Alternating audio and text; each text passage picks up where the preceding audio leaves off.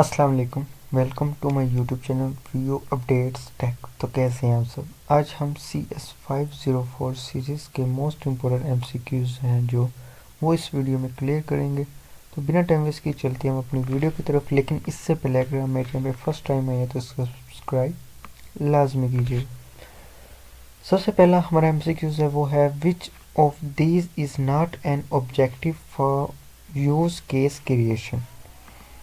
तो इसमें जो हमारे पास करेक्ट MCQs है वो है बी वाला। बी वाला ठीक है।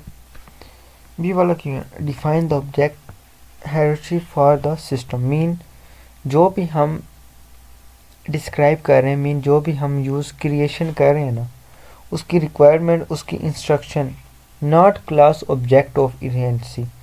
इसलिए हम जो भी यूज़ क्रिएट कर रहे हैं तो उसमें अंदर हम क्या करें, define the object hierarchy for the system भी उसको यूज़ कर रहे हैं।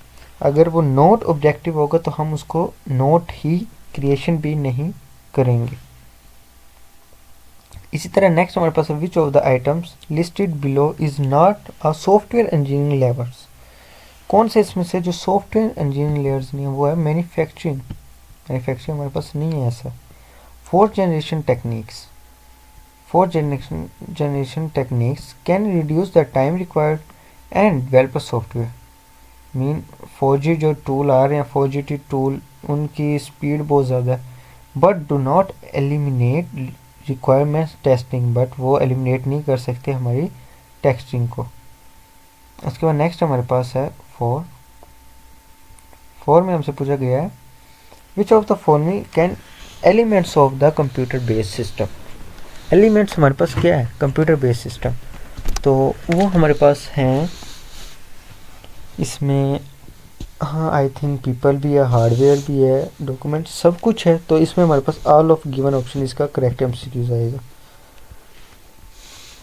उसके बाद नेक्स्ट हमारे पास the use of the context free questions for themselves provides an effective मीन्स ऑफ द eliciting requirements information from the customer। तो इसमें हमारे पास जो है इसका फॉल्स आएगा। फॉल्स क्यों आ रहा है? They need flow up questions for detail. जो भी हम जिस चीज़ को मीन हमें उसको फॉलो कर रहे हैं, जो चीज़ भी है उसके लिए हमें फॉर एग्जांपल कोई भी कॉन्टेक्स्ट है उसको हमें उसके लिए कोई ना कोई कंटेंट चाहिए ना, उसका डिटेल्स चाहिए, फिर ही हम उसको बता सकते हैं ना मीन ये क्या कह रहा है, इसकी इंफॉर्मेशन या कस्टमर के रिलेटेड। तो ये हमारे पास इस जगह पे रॉन्ग है। तो इसने हमें क्योंकि हमें डिटेल नहीं दी तो इसलिए हम इसका करेक्ट MCQs फॉल्स लगाएंगे क्योंकि ये हमारे पास रॉन्ग है। ठीक है। उसके बाद नेक्स्ट हमारे पास है for software prototyping to be effective techniques tools are required to development prototype rapidly to keep the schedule on track। तो schedule on track ये हमारे पास है ट्रू। ट्रू क्यों है? क्योंकि कभी भी हम किसी भी टूल के बिना, विदाउट फास्ट टूल, किसी भी फास्ट टूल के बिना ना हम प्रोटोटाइप यूज डिले नहीं कर सकते। तो इसलिए हमारे पास ये ट्रू है। नेक्स्ट हमारे पास है a changing becomes dash because of close presence of data and functions. तो ये हमारे पास है localized. Mean coherence change to stay locals. Data flow diagrams are used to handle process involved in D।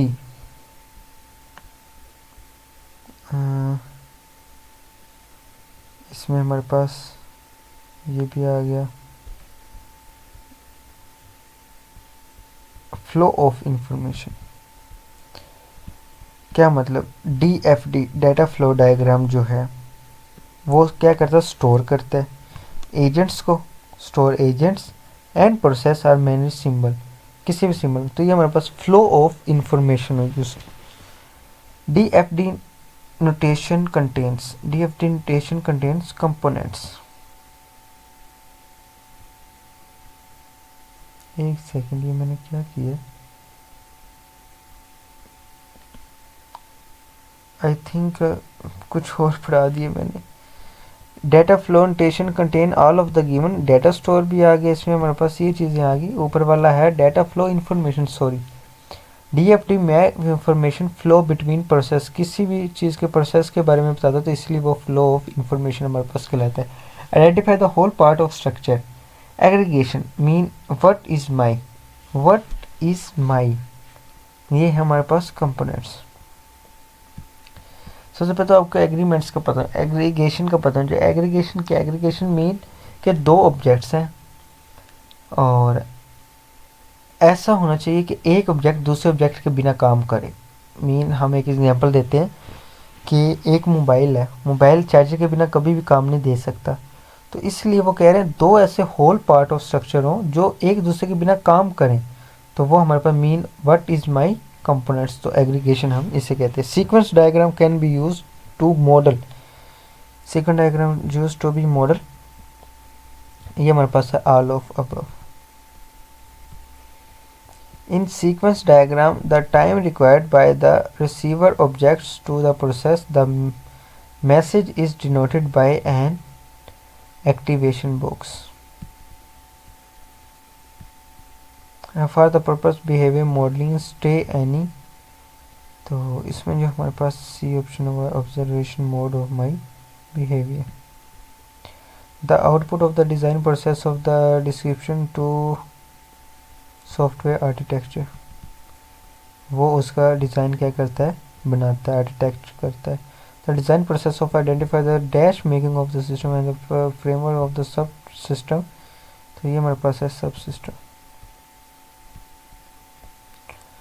What is ये बड़े, इसको हम एक दफ़ा स्किप करते हैं क्योंकि मोस्टली बहुत बड़े बड़े MCQs आते ही नहीं हैं। Software is design and the participating of the good software system should be, तो ये हमारे पास है एब्स्ट्रैक्शन,